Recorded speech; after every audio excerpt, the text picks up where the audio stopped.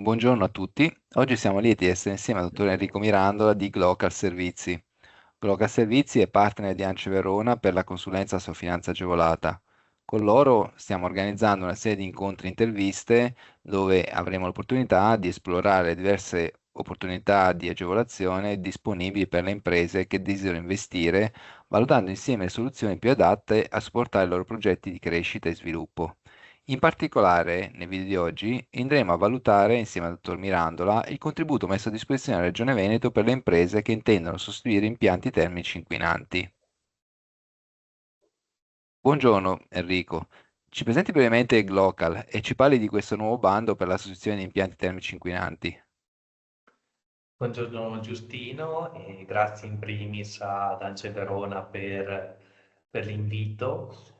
Io sono qui in rappresentanza di Glocal Servizi alle Imprese, appunto una società di consulenza di Legnano in provincia di Verona che si occupa di tutto quello che è il mondo dei contributi ed agevolazioni a fondo perduto per le imprese. Quindi sostanzialmente noi offriamo la nostra consulenza e supporto alle imprese per riuscire ad accedere appunto a contributi a fondo perduto di natura pubblica.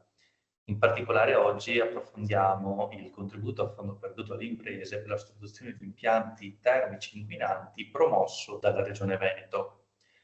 La Regione Veneto consente a quelle imprese che vogliono sostituire un impianto termico inquinante alimentato a una biomassa combustibile di sostituirlo con un nuovo generatore oppure con pompe di calore elettriche o a gas che abbiano una potenza focolare fino a 500 kW. Elemento da porre attenzione è che possono essere ammessi solamente gli interventi che sono già assegnatari dell'incentivo conto termico promosso dal GSE.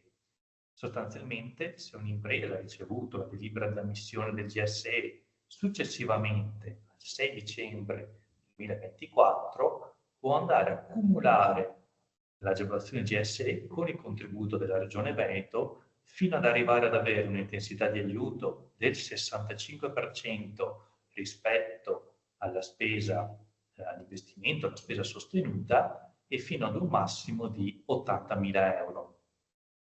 Lo sportello di presentazione delle richieste di contributo apre il 21 gennaio e chiude il 20 marzo e non rileva l'ordine cronologico di arrivo, quindi le domande possono essere presentate indifferentemente dal primo all'ultimo giorno. Enrico, non mi resta allora che ringraziarla, ringraziare lei e Glocal per il vostro intervento e ci aggiorniamo ai prossimi incontri in cui illustreremo altri tipi di agevolazioni. La saluto e ringrazio nuovamente Glocal. Arrivederci. Grazie Giustino, grazie a voi Ance.